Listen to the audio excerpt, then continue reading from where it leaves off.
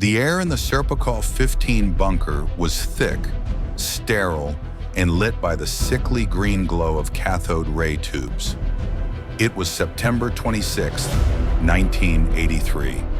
Lieutenant Colonel Stanislav Petrov was the duty officer watching the nerve center of the Soviet Union's early warning satellite system.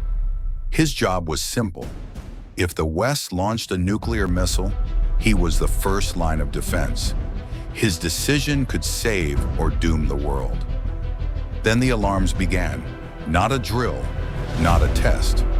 The central computer, codenamed Oko, the Eye, screamed a single terrifying word: launch. On the screen, one missile. Tracking confirmed. Origin, the United States. Petrov's gut twisted.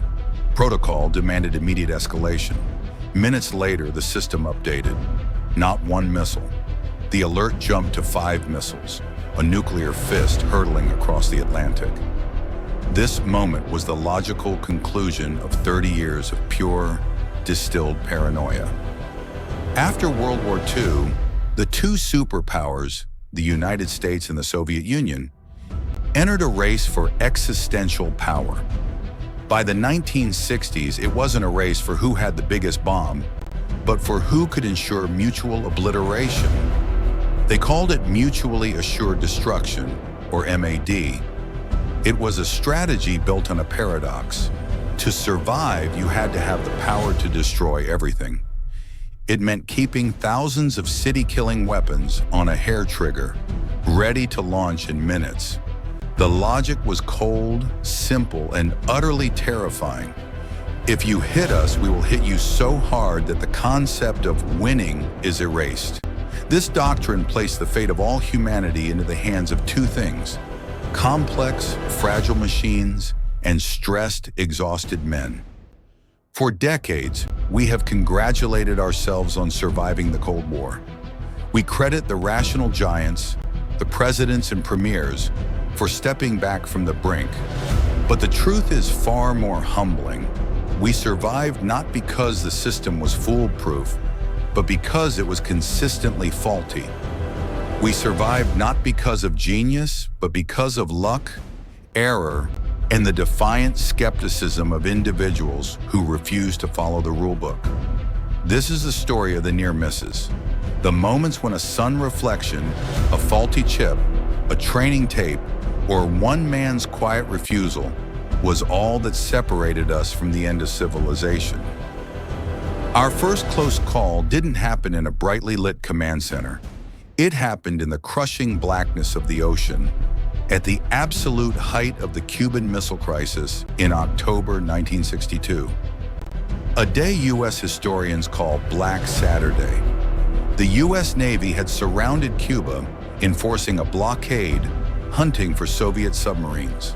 Unbeknownst to them, 4 Soviet subs were hiding beneath the waves, each carrying one weapon the Americans couldn't imagine: a nuclear-armed torpedo, roughly the size of the bomb that leveled Hiroshima. Inside the Soviet Foxtrot-class submarine, B-59, the conditions were hellish. These were Arctic-design vessels operating in Caribbean heat.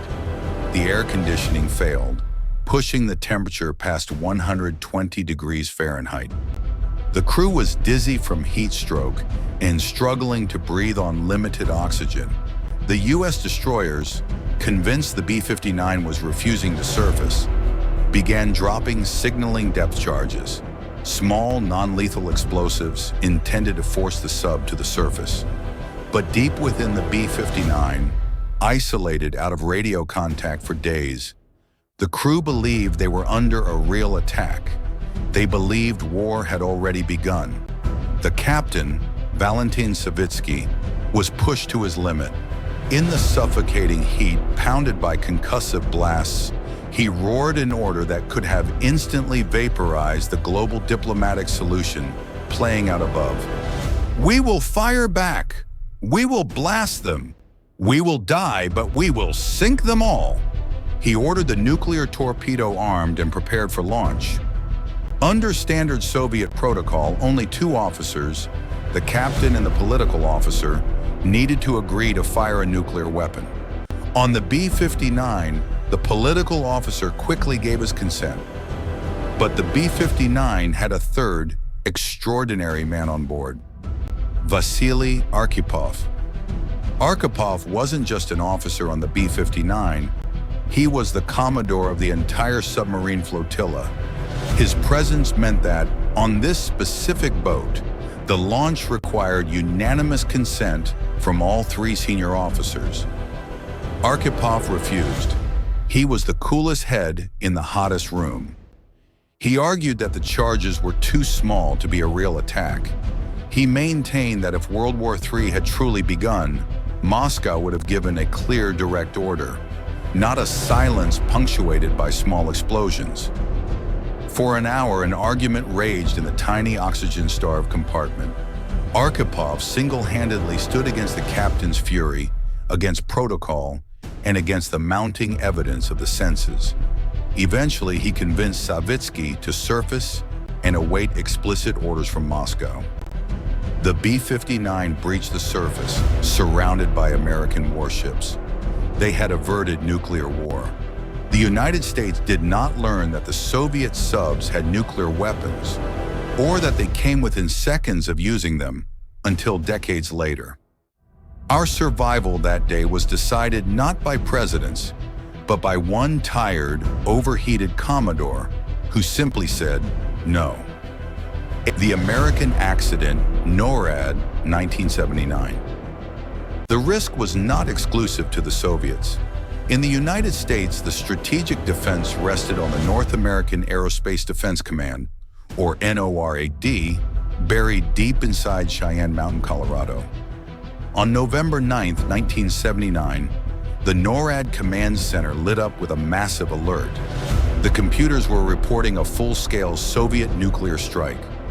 It was showing not 5, but up to 1,400 incoming ICBMs and 200 submarine-launched missiles. A decapitating first strike designed to wipe out U.S. command structures.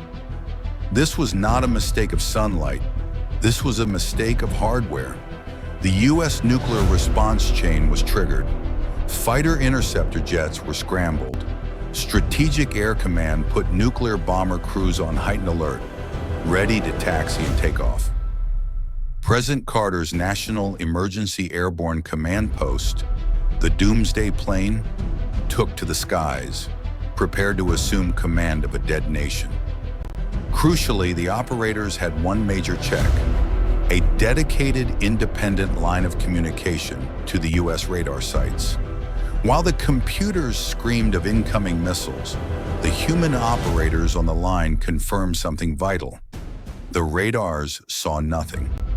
It took 6 agonizing minutes, 6 minutes that could have spiraled into an irreversible launch, for the source of the catastrophe to be identified. A technician at NORAD had accidentally loaded a training tape, a simulation designed to test how commanders would respond to an all-out Soviet attack, into the live missile warning system. The war game became reality. This incident wasn't an isolated event.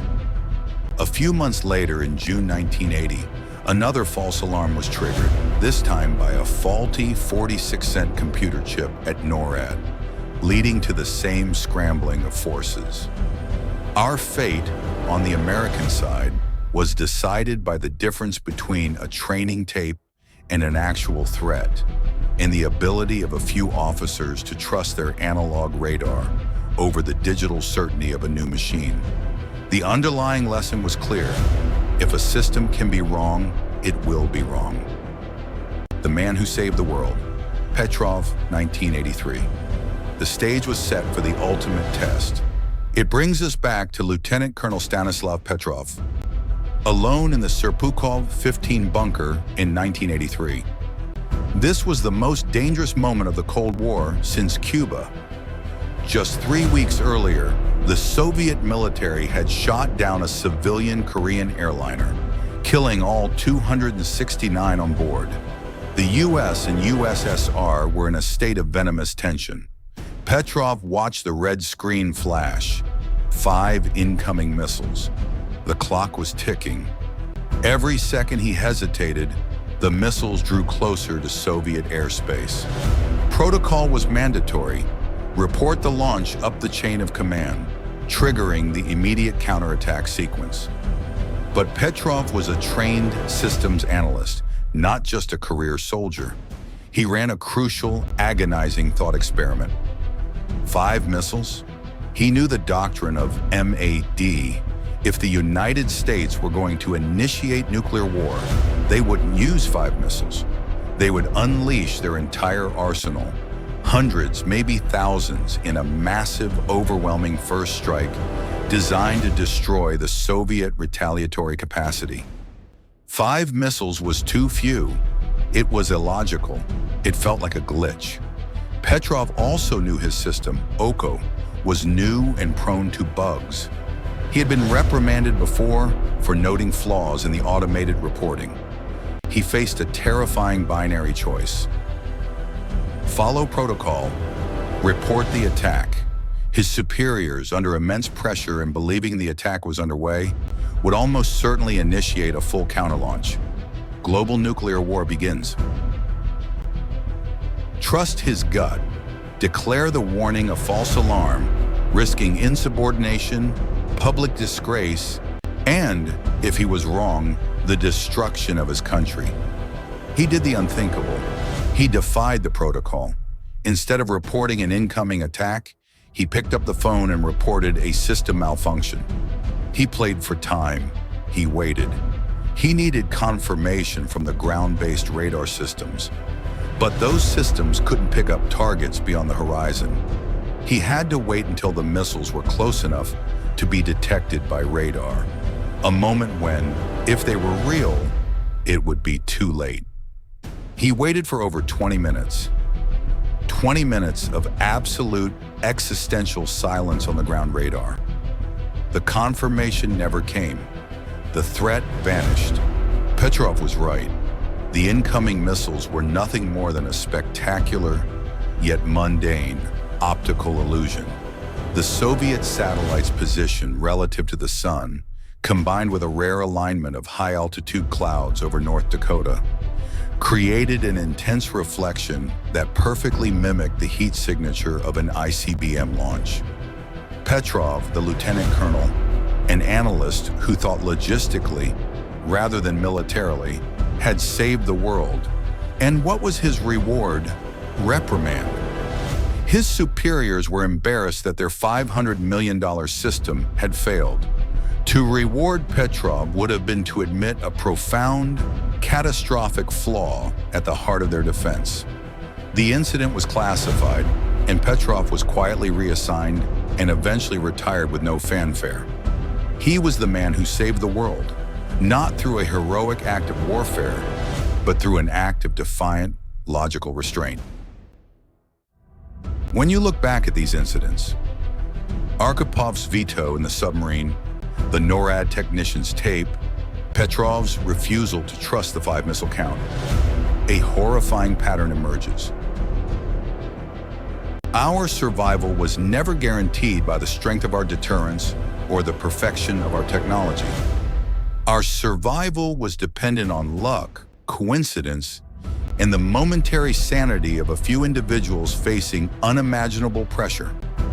Experts estimate there have been over 1,000 documented nuclear mishaps, from lost bombs and accidental crashes to these massive false alarms, since 1945. These near misses prove that in a world of complex systems, human error is not the exception, but the inevitable operating principle. The Cold War ended, but the hair trigger system did not. Today, the world faces a new crucible, one where the speed of decision-making is even faster. The decision chain is no longer a direct line from Stanislav Petrov to his general. It is now routed through artificial intelligence, cyber warfare, and automated response systems. We have delegated more authority to systems designed to eliminate the human error that nearly killed us, but also the human judgment that saved us. What happens when an adversary uses AI to launch a hyper-realistic cyber attack that perfectly mimics a nuclear launch designed to confuse our systems and force an automated counterstrike? What happens when the sunlight reflection error of 1983 is replaced by a malicious data packet? A sophisticated deepfake of reality, with no Stanislav Petrov on the line to say, this doesn't make logical sense. The men of the near misses, Petrov, Arkhipov, and the many unheralded officers at NORAD were heroes not because they pulled a trigger, but because they paused. They honored skepticism. They demanded confirmation. They refused to let a machine dictate the end of the world. The lesson of the nuclear near misses is the most profound lesson of the entire 20th century. No system is smarter than the human beings who run it, and no technology is immune to human folly. We must learn from the moment of decision. We must invest as much in redundancy of human judgment as we do in the redundancy of our machines. We must build off-ramps and pause buttons into every critical system. We were lucky, unspeakably, terrifyingly lucky. Vasily Arkhipov is often called the man who saved the world. But his heroism reminds us that the world shouldn't need saving by a single exhausted man in a tiny, overheated submarine. The next false alarm is coming. It is inevitable. And when the red lights flash, our survival will not depend on the speed of the machine. It will depend, once again, on the human wisdom to pause, to question, and to reject the easy path to annihilation. It will depend on the courage to say, stop.